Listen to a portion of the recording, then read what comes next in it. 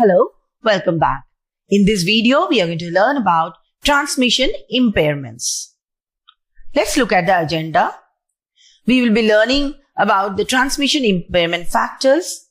We would be touching the signal deterioration part and then the noise part. Whenever a signal passes through a transmission medium, it can be hit by noise. And due to this factor, there can be changes in the signal that is getting transmitted. We are transmitting XT at the sending end and it passes through the channel where the channel is the part where the signal is weakest and it may be hit by noise. Let's say it is hit by the noise ZT. And at the receiving end, if we receive YT will not be exact replica of XT, but YT will be given as XT plus ZT. So this is called the additive noise, where the noise is getting added to the signal. So due to this, transmission impairment occurs. Now let us see what are the different factors that are responsible for transmission impairment. Number one is the signal deterioration. Signal may be deteriorated majorly the signal may be deteriorated in the form of its amplitude.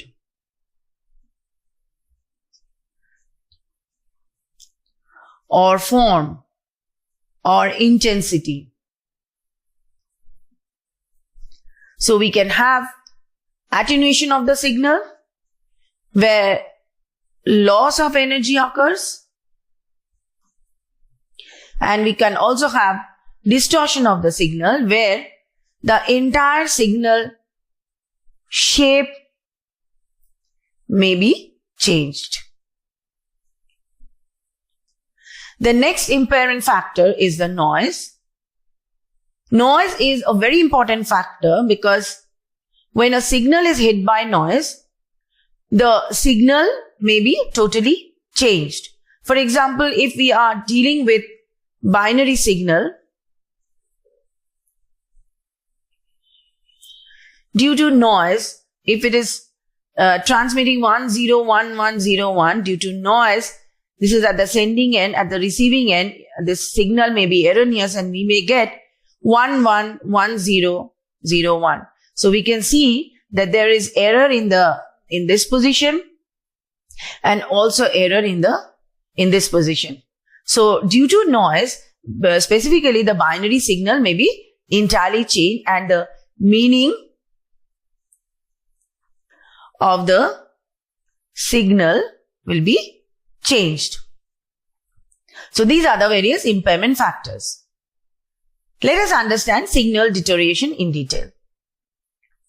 What is attenuation? It is the loss of energy of the signal. Let's say we have transmitted this sine wave at the sending end. So this is the transmitted signal at the transmitting end. Due to loss of energy or this is a form of signal deterioration, the receiving signal may be attenuated and we may get it like this. So here the shape of the signal and the phase of the signal, the frequency of the signal remains the same, but it is attenuated in nature. We can see the amplitude is diminished. Amplitude of the signal decreases. So here along y-axis we are plotting the amplitude. So we can see here the amplitude of the signal has got diminished. So this is known as attenuation, and this attenuation is measured in decibels. It is given as log base 10 P2 by P1, where P2 is the power of the signal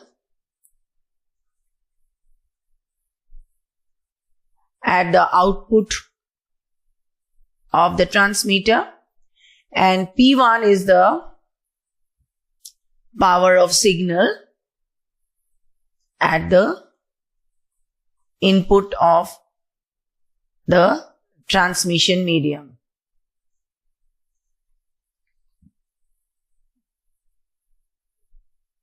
Basically, this is the transmission medium. So P2 is the power of the signal at the output of the transmission medium.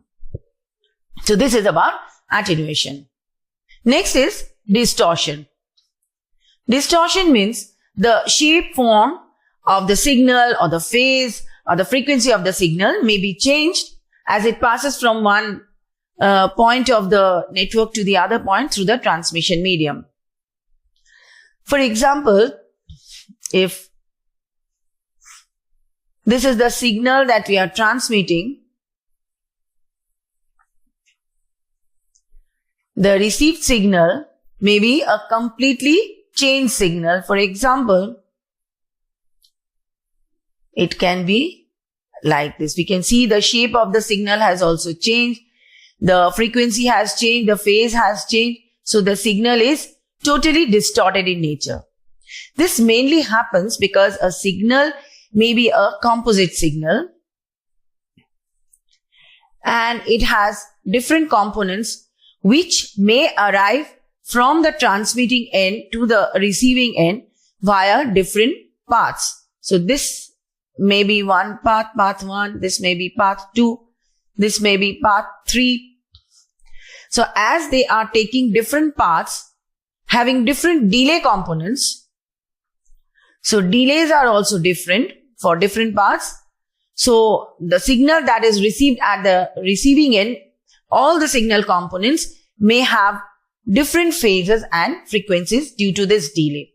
And when these signals are received at the receiving end, total distortion of the signal may happen. Like this may be the output signal, and whatever signal you have transmitted may be this type of signal. So this is called the distortion. Next, let us understand the different types of noise that are in existence.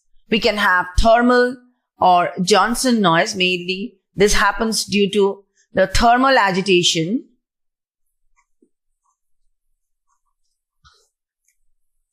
of electrons in a conductor.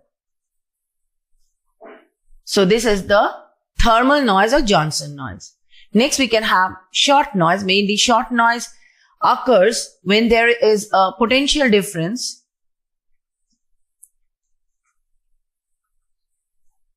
in any PN junction device. For example, PN junction diode and transistor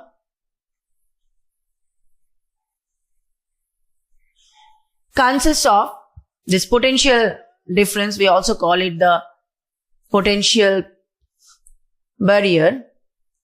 And when the holes and the electrons try to pass through this barrier, the short noise occurs. Next is the 1/f noise. It's also called the flicker noise or the pink noise. It happens in nuclear plant. After that, we have white noise. White noise is a noise which has a constant power spectrum over the frequency range of occurrence. So this white noise, the example of white noise is the thermal noise or Johnson noise. Next, we have additive noise. We have learned about additive noise when the noise gets added to the signal, and in this case the random term of the signal is not dependent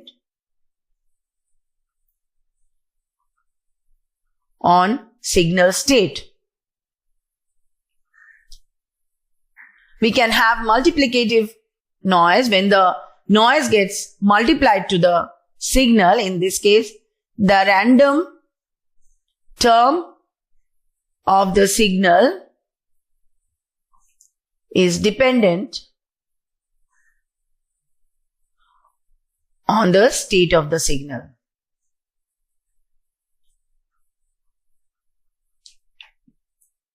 Here we come to the end of this video. In this video, we have learned about the transmission impairment factors. We have seen signal deterioration.